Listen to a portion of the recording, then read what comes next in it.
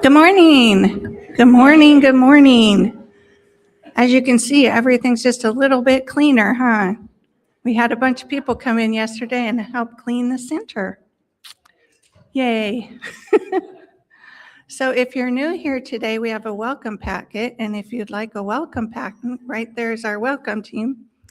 And they would be happy to give it to you. Also, if you want to walk the grounds, I'd be happy to show you, or one of us here would be happy to show you our beautiful grounds. So I'm Christy Carr, and I'm your practitioner for the day, at the Center for Spiritual Living, where you inspire and empower people to live spiritually fulfilling lives. I'd like to thank all the members in service today in all their different capacities. And right now, let's turn and wave to the camera.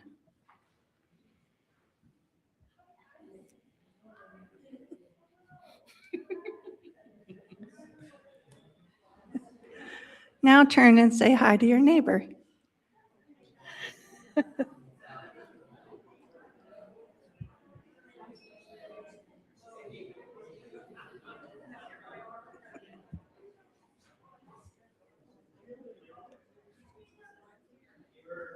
Okay.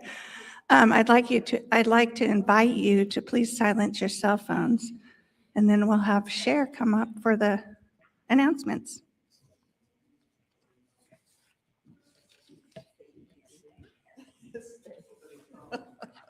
Have it obey. I'm sorry, we forgot to sing. Oh, let's sing. Let's sing. Can we dance? Go ahead, Barry. I'm sorry. Is it okay? It's okay. We may dance. I'm just here. I'm just here. Just tell me when to sing and I'll sing. This song that I'm going to be singing is called Rainbow, and it's by Jack Johnson.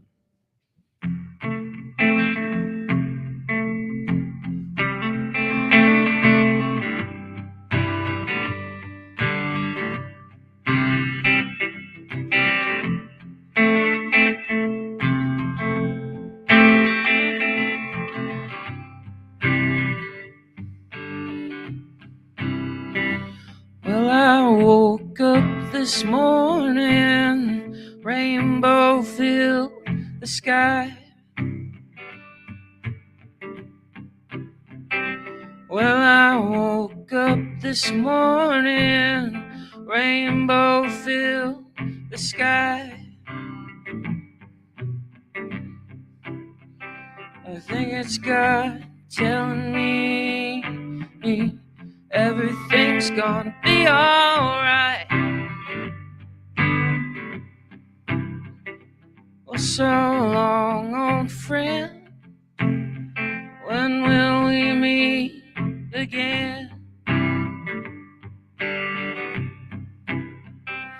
Well, so long, old friend, when will we meet again?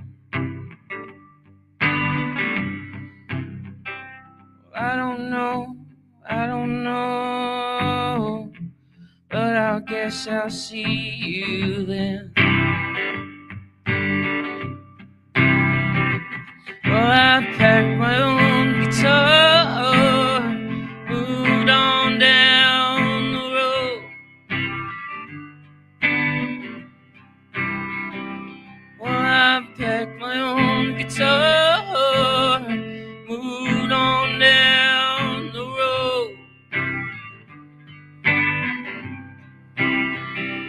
I don't know where I'll go, I just know I got to go. Well, I woke up this morning, rainbow filled the sky.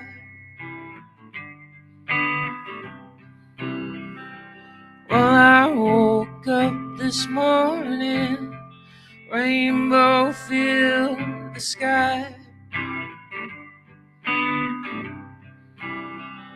I guess it's God telling me everything's gonna be alright. I Guess it's God telling me everything's gonna be alright.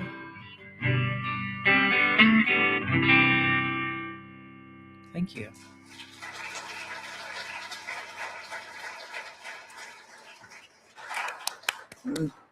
That was beautiful. And I got to see those rainbows in the sky because I was on a Klamath riverboat, jet boat yesterday. And we did so many 360-degree spins that the water went up and you could see rainbows 360 degrees. I highly recommend it. And I did, by the way, hear that it was 110 yesterday here. Yeah, it started out 62 there. This is a way to renew your spirit. And another way to renew your spirit, there is a summer sale in the bookstore and things are 60% off. There's a special table. If you go straight through the doors and keep walking straight, you'll see it. Fabulous items. And it's never too early to start shopping for Christmas. Also very exciting, we have Grave Mistakes. This is a play that I believe is at Riverfront, and we're buying it out. And so you just stop by the board desk today or see Lori or Jen to purchase a ticket. And I believe the date is in your, because I don't have a date on here, but it is September 16th. So write that on your calendar. I think it's a prelude to Halloween. Then we have the Kriya meditation. It's on hold until August 27th. It won't be available or online in person on Thursday mornings, but we'll get you the next date that it'll be available. Men's group will meet Monday, August 10th, 7 to 9 p.m. And Reverend Lisa has a very special announcement. So I'm bringing her up right now so she can share this. Good morning. Good morning, everyone. How many of you know what's going on next weekend in terms of a big event in Reading? A few of you have raised your hand. The Ironman competition is happening. And so because of that, they're closing down a lot of the roads and they're closing down Hartnell in front of the center. So next Sunday, we will not be able to be here physically, but we've changed to Saturday Night Live. We have 5 o'clock right here from 5 to 6 on Saturday. And you can come and celebrate life with all your friends and then watch Ironman on Sunday. I'm going to try and get in the race at the last minute and see if I can get ahead of that last guy and make it across the Sundial Bridge before anybody. We'll see how that goes. But I just want to let everybody know that that is going to be a big change. We will not be having service here on Sunday. We will be having the service that we recorded on Saturday available Sunday morning for you to watch. So we invite you to come though and still enjoy the, it's supposed to be cooler next weekend, so the Saturday afternoon at 5. And if you have questions, feel free to ask after the service. Okay, back to Cher. Okay. I love that. Saturday Night Live. We're going to have a blast. I'm just going to get there. So the Bliss meeting that was scheduled after the service, that's not going to happen, will be rescheduled. So Diana will get us a date and that will be rescheduled to another Sunday. So thank you for that. And then also volunteers are needed for Friday, August 14th, 5 to 8 p.m. This is a great outreach opportunity at Claire Ingle Park and Shasta Lake. We have a booth there and it's music in the park. Enjoy listening to music while being the friendly face of the center. And there's a sign-up sheet in the foyer. So it's a really fun thing to do. And then I wanted to just briefly announce also our grief support group, which is led by Reverend Mary and Kathleen, is currently on pause. And they will let you know when they will be doing that again. Correct, Mary? Okay. This is an exciting announcement. Bobby Copeland did one of these classes and it was sold out. Can you stand up, dear? Look at her. She's an art piece in herself. You're a walking art piece.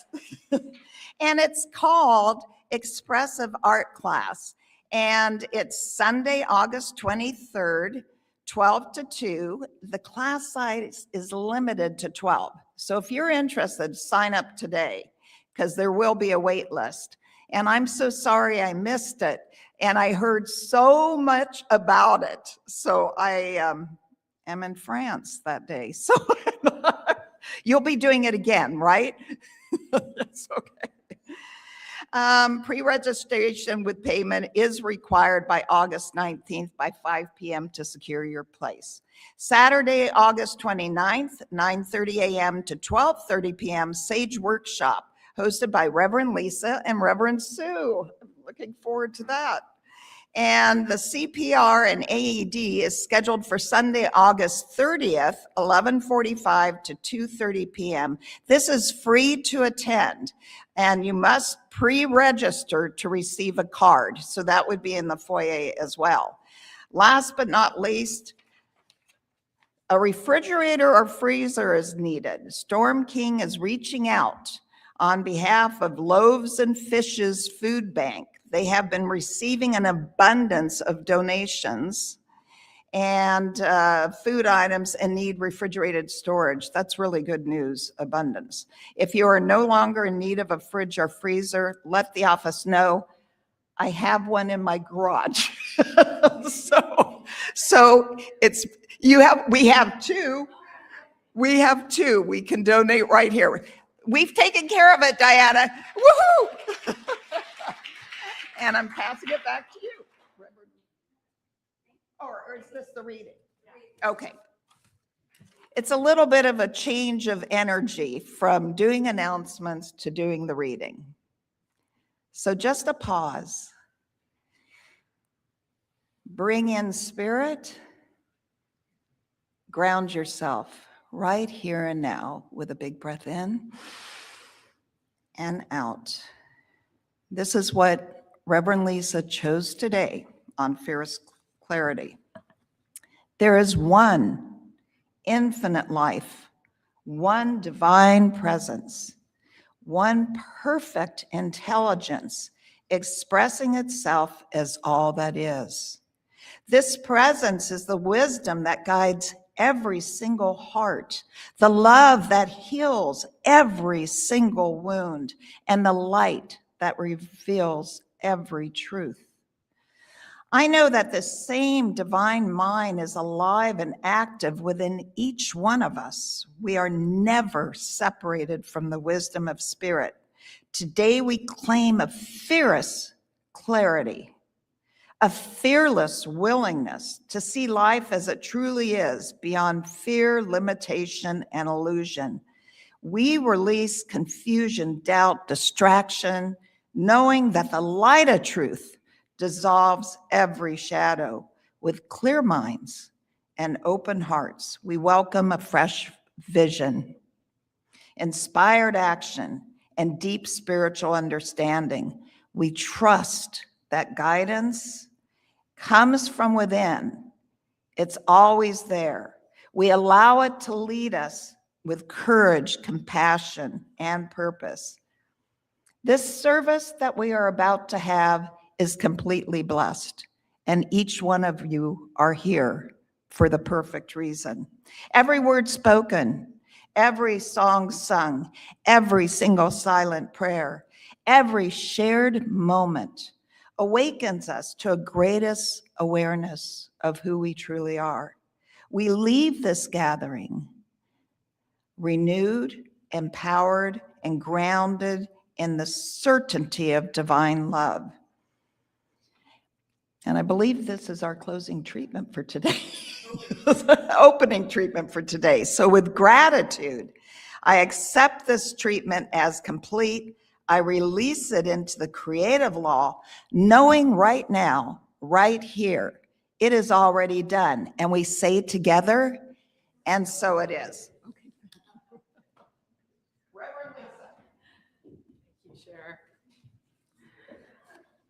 Okay. Can everybody hear me all right? I'm going to move that down. And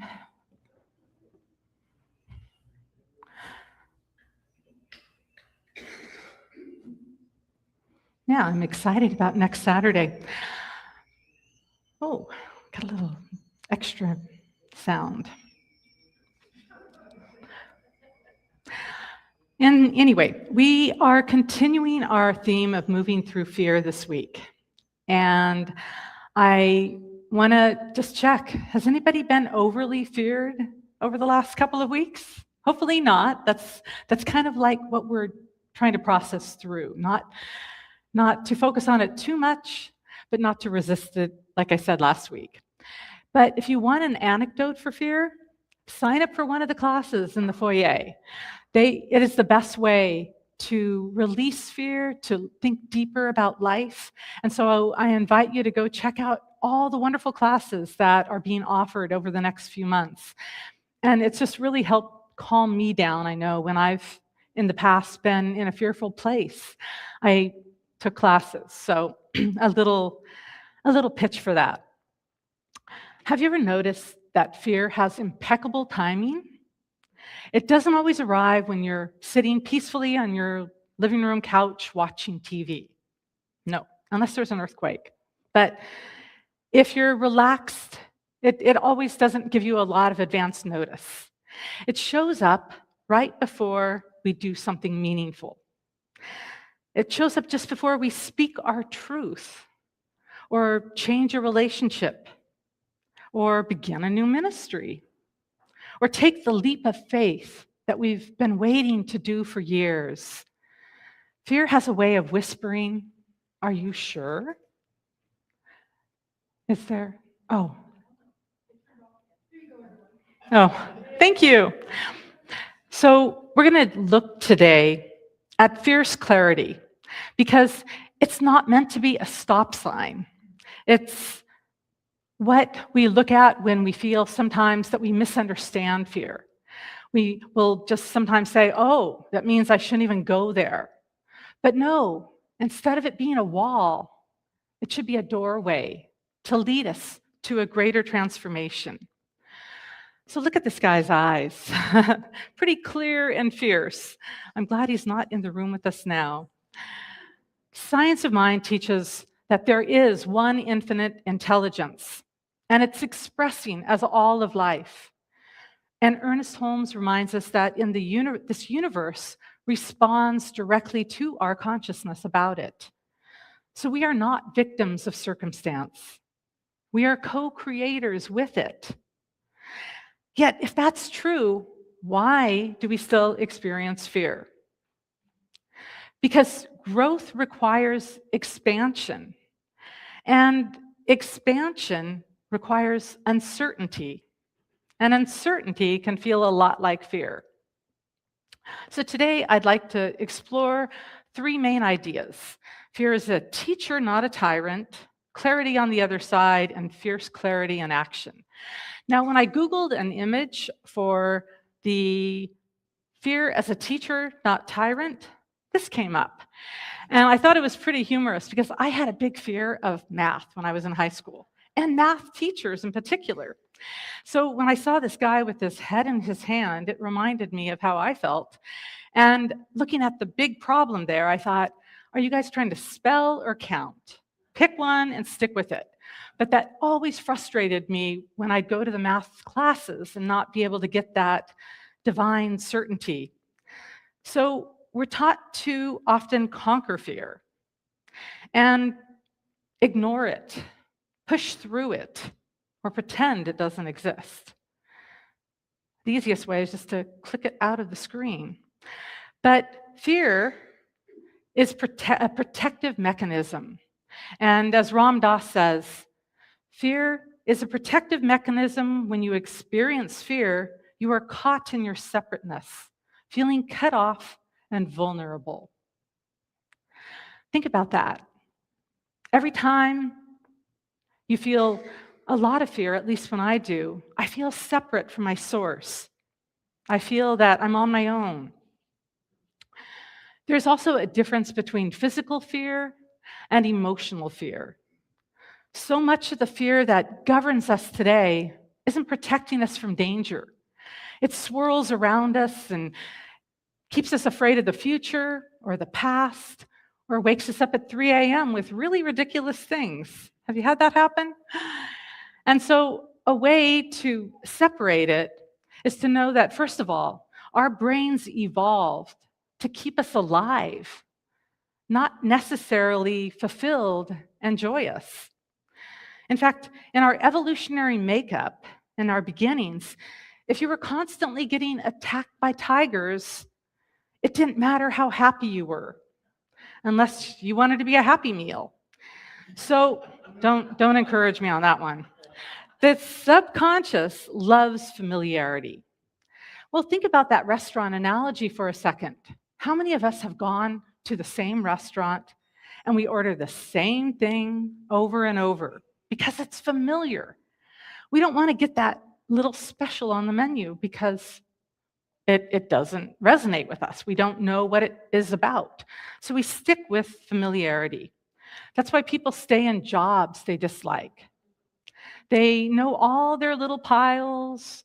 They don't necessarily want to go through them, but they know they're going to retire in a few years, so it doesn't really matter. Maybe they stay in relationships that are no longer working because they're predictable. They know what they're getting with a person. Maybe they've given up on dreams because that causes them to get out of their comfort zone and do something unfamiliar. So fear isn't saying that you can't. Fear is saying, this is different. You don't know exactly what it's going to look like. If we believe that fear means stop, our world becomes a little smaller. We feel more boxed in, but we know these walls, they're kind of keeping us safe. They're a little creepy, but they're familiar. But if we recognize that fear can also mean pay attention, our lives can become wiser. Last week, I talked about how we don't have to get rid of fear, but instead we need to ask, what is it trying to teach me? Maybe it's teaching patience or courage. Maybe it's humility and preparation. Maybe it's teaching trust. To me, that's a big thing. When I'm in fear, I know I am not in that place of trust and allowing. Fear becomes a tyrant only when we surrender our authority to it. It becomes a teacher when we listen without obeying, kind of like I did with my math teachers. Courage is not the absence of fear. Courage is remembering that fear does not get the final vote. Fear reveals beliefs ready for transformation. It's kind of like if we took a flashlight and shined it into those places that we've been avoiding. It asks, do you really believe you're unworthy? Do you really believe you'll fail? Do you really believe you're all alone? Fear doesn't create those beliefs. It exposes them. And once exposed, they can then be healed.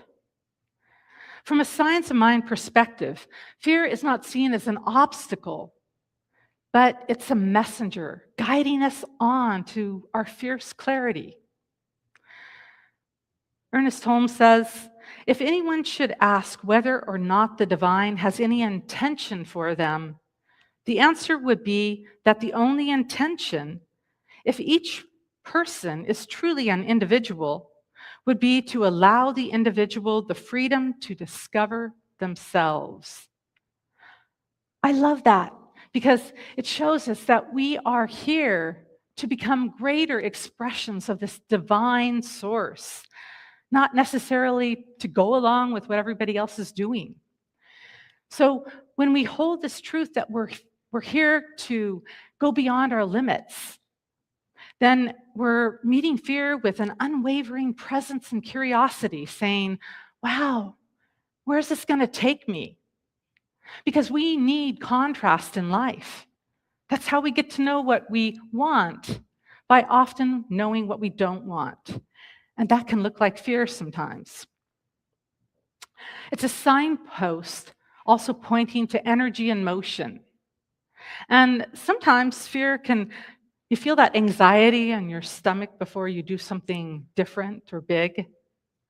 And if we see it just as energy that's kind of moving through us and guiding us further. So instead of shrinking from discomfort, we allow its intensity to bring our true priorities into focus about what we really want to do with our lives. Now, to get beyond our comfort zone, we have to ask questions. How many of you are familiar with Byron Katie? Show of hands. I know she's been studied here before. So she asked 4 main questions, and I'm going to give you something to mull over with those questions. A big fear a lot of people have is being unworthy. So let's try it out with these. Is it true that I'm unworthy? Well, it feels like that. 2, how can I know that it is true? Well, when I compare myself to others, I think others are doing a lot better. 3, who would I be without that thought?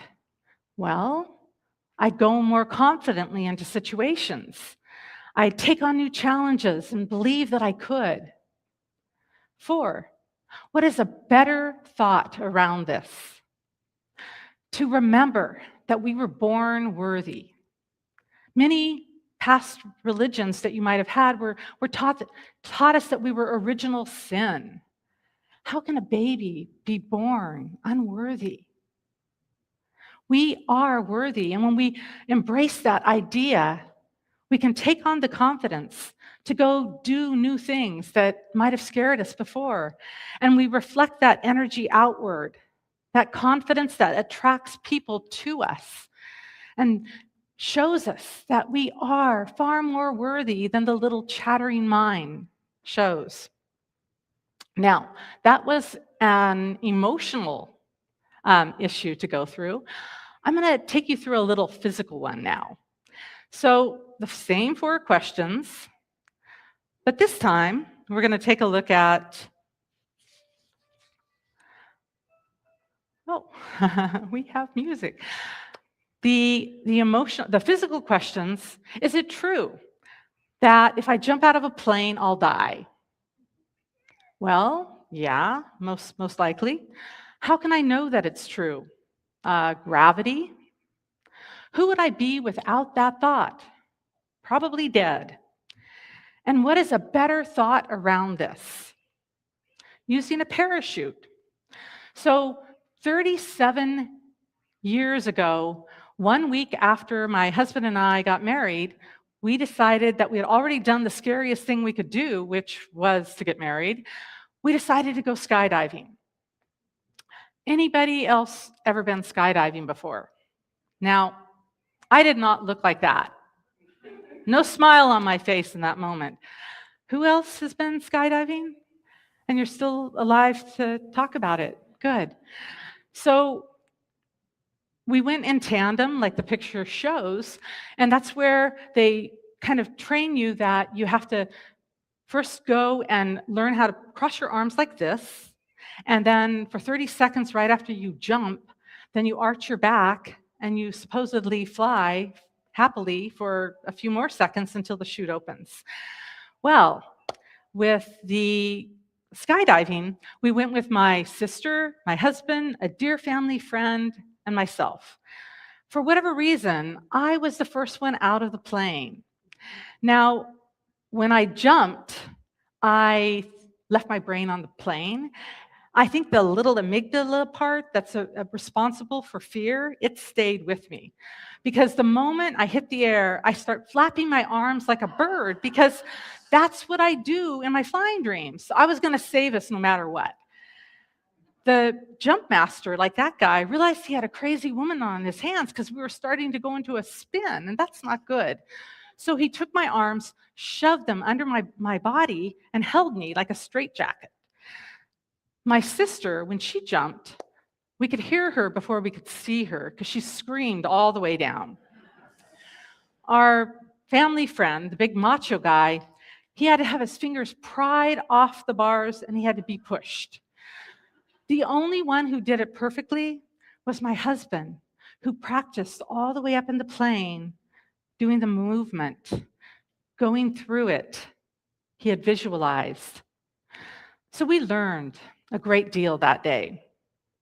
We learned we could confront our physical fear, move through it, and never have to skydive again. But it also showed us that if you do truly see something in your mind's eye and see a positive end result, you can be much more successful at it than normal. So we need to let fear awaken us because it can ignite our largest aspirations, things that truly move us beyond our comfort zone.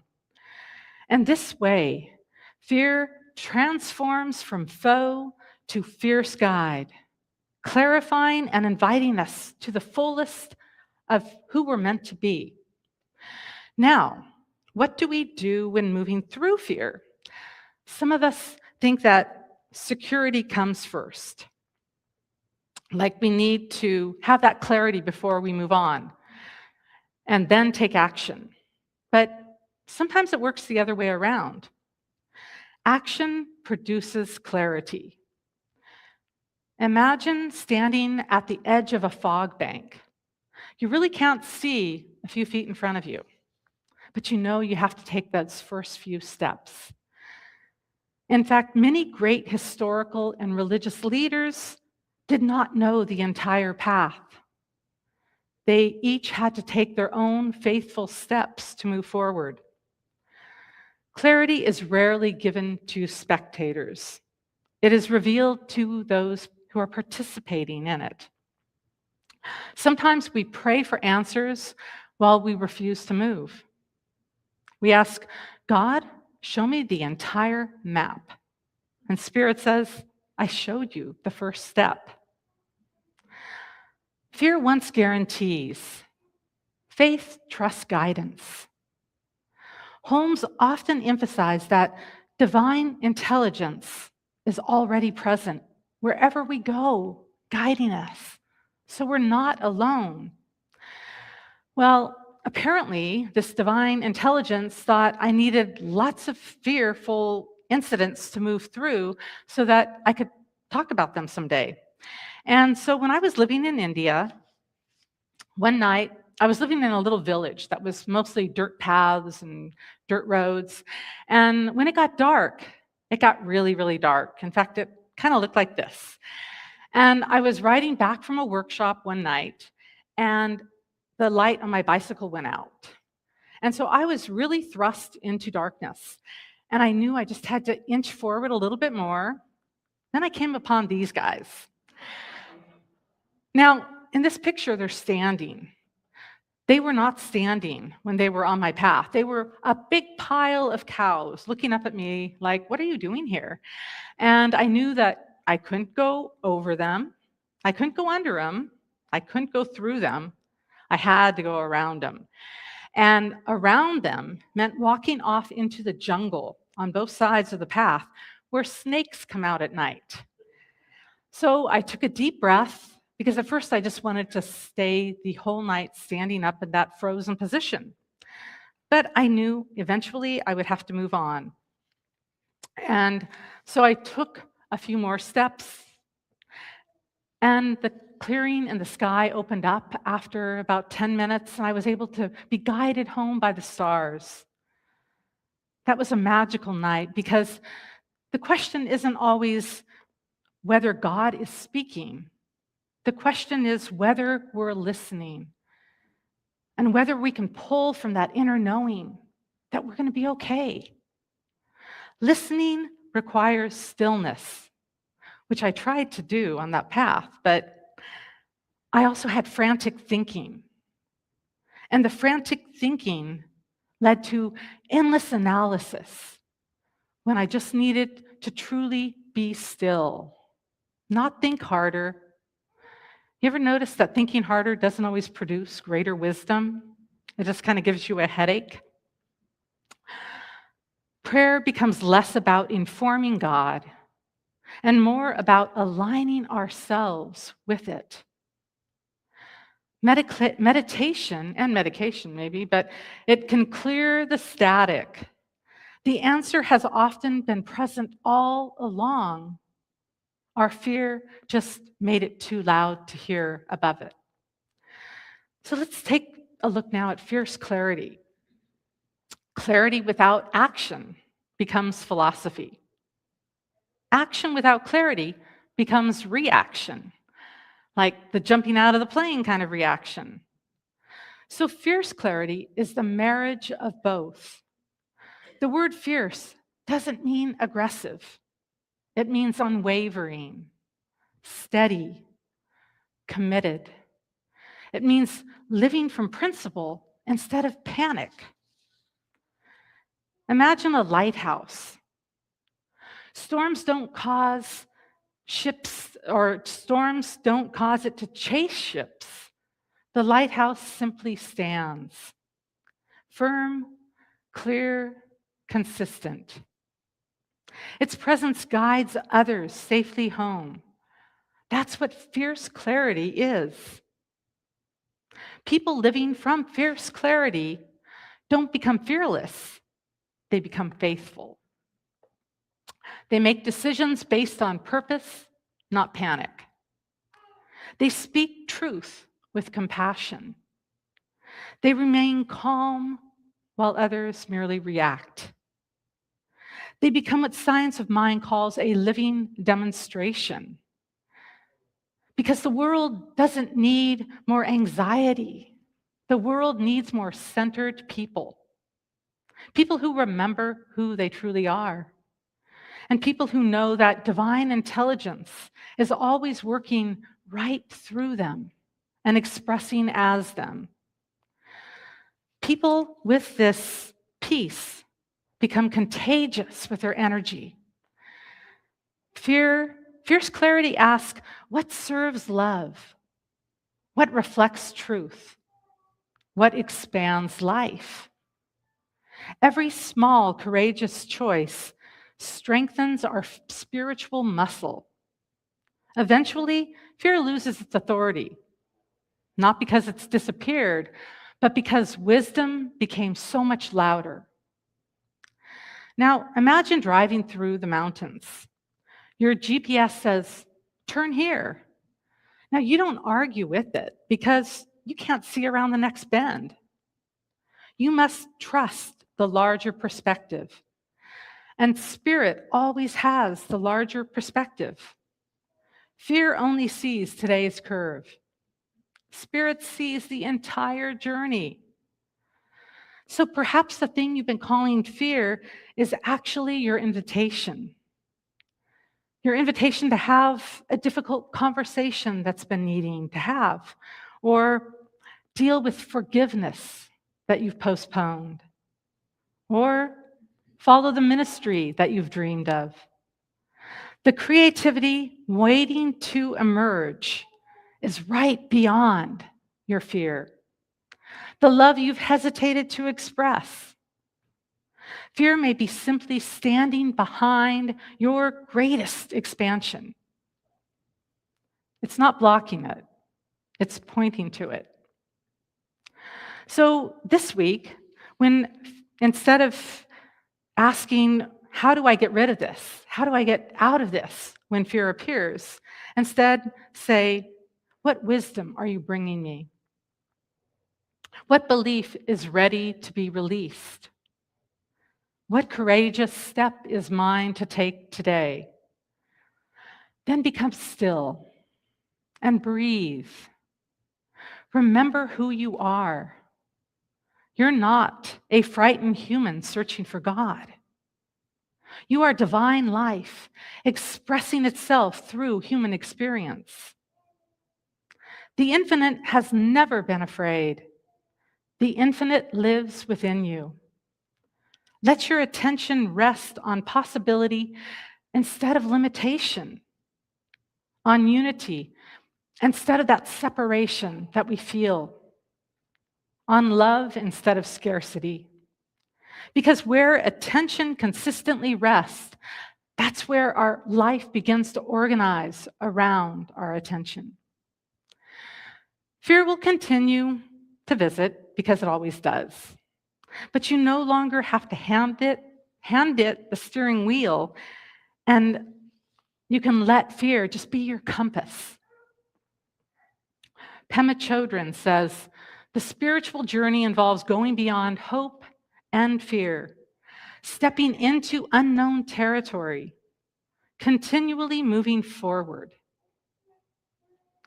So, let wisdom become your guide. Spirit's just waiting down the path as we walk forward with that inner fierce clarity. Beyond uncertainty is vision. Beyond hesitation is our highest expression. And every courageous step that you take invites you not only to transcend your fears, but it strengthens that network that we're all connected to. It helps everybody expand when you move beyond your comfort zone.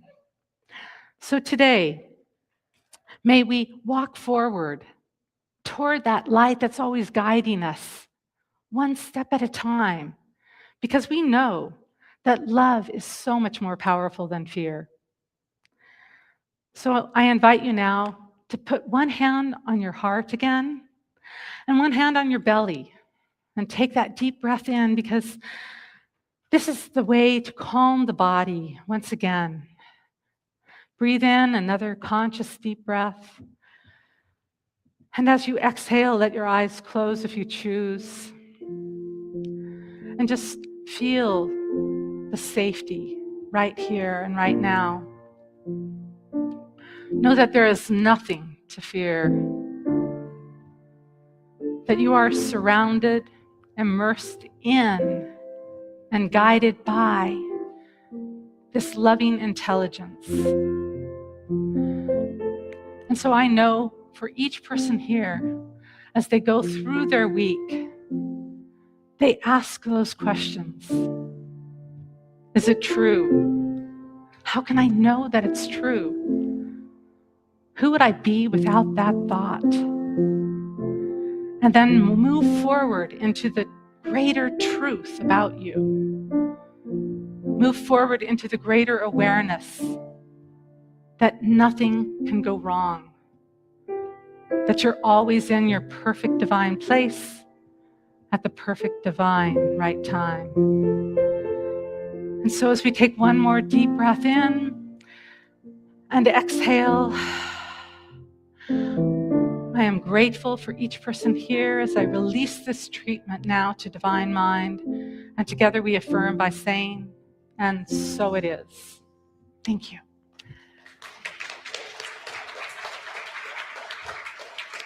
Now, more music.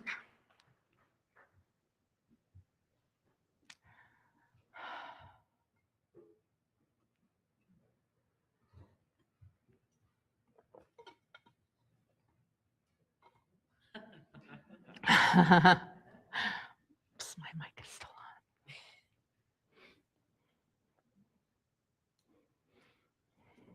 Please forgive me.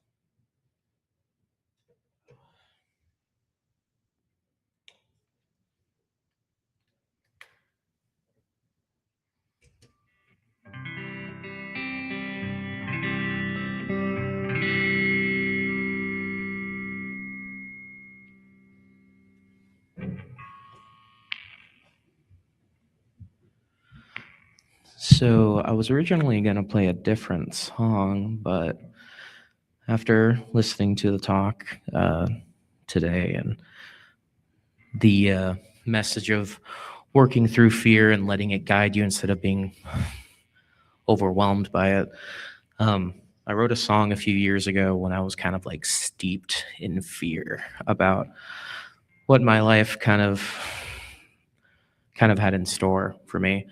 And I put a lot of that fear and trust into God, and so just kind of like praying and helping me find a way to deal with that fear and express that in a healthy way to where I wasn't feeling as overwhelmed. And then I ended up writing a song that actually I perform fairly often. It's a bit of a downer, but I really, really hope you guys enjoy it. It is called Hello Sunshine.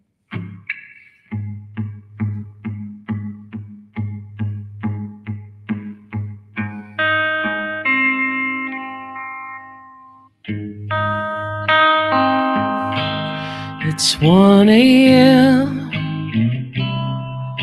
The heat from the asphalt still hasn't let go of me, saving time on going to sleep, sucking down smoke on repeat. It's 3 a.m. The sun's peeking out. Daylight continues to haunt me. Should I try to find the humor in such poetic tragedy? Oh, it's the burn that keeps me awake at night. It's the burn that keeps me awake at night. It's 8 a.m. and the heat from the asphalt tears away at my sin. What a time to be alive. A kiss from the sunshine keeps me in.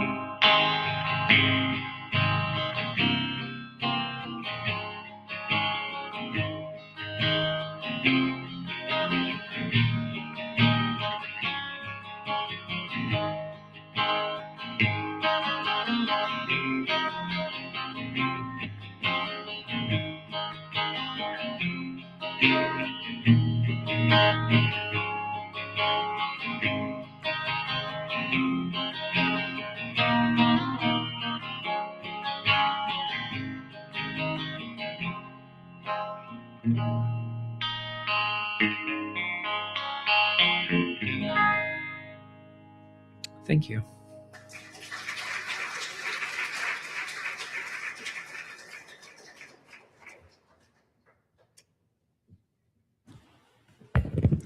Thank you, Darian. Have the ushers come forward, please.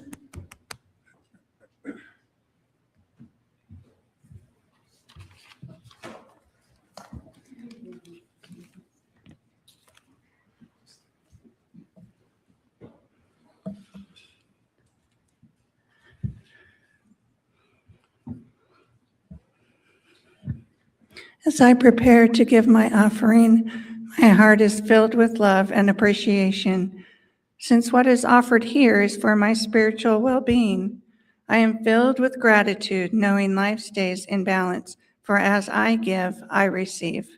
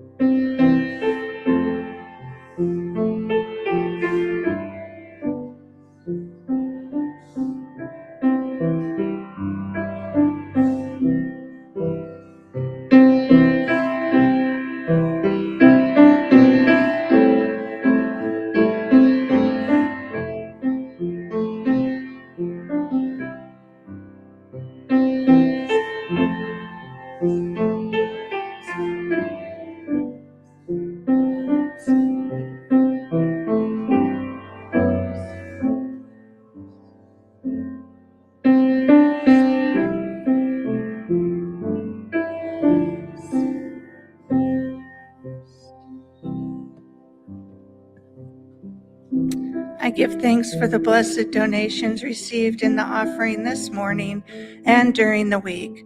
I know each dollar supports this spiritual family in many ways as we grow together, pray together, and give thanks for all that this center has been blessed with today and always. And so it is.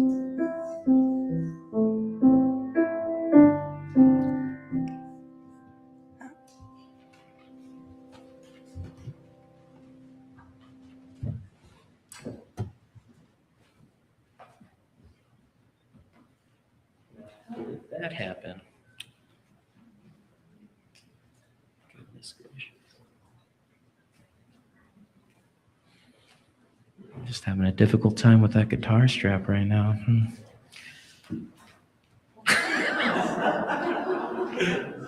It's a good thing this is the last song I'm playing today.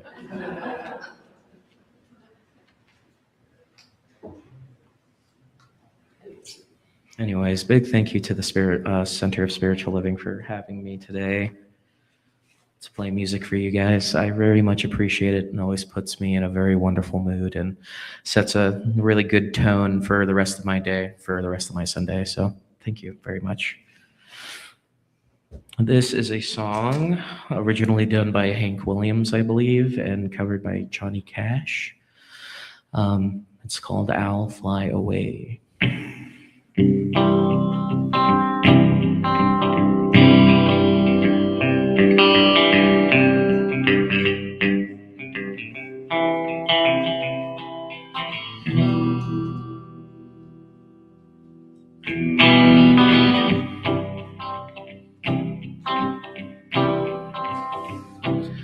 Some glad morning when this life is over, oh, I'll fly away to that home on God's celestial shore. I'll fly away. Oh, I'll fly away, oh glory, I'll fly away. When I die, hallelujah, by and by, I'll fly away.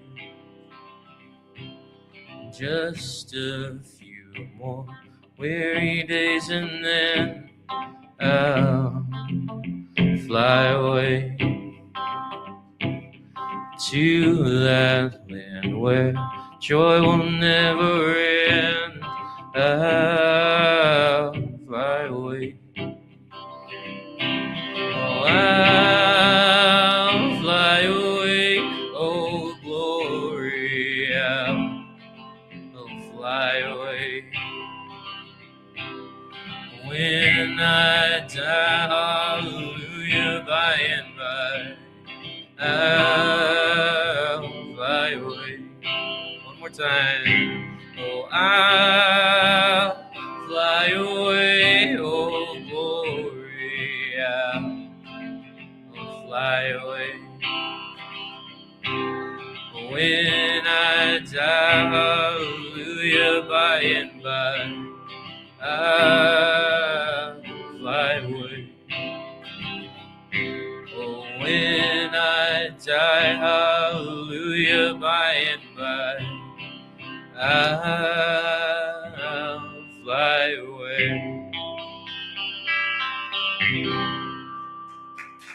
Thank you, thank you.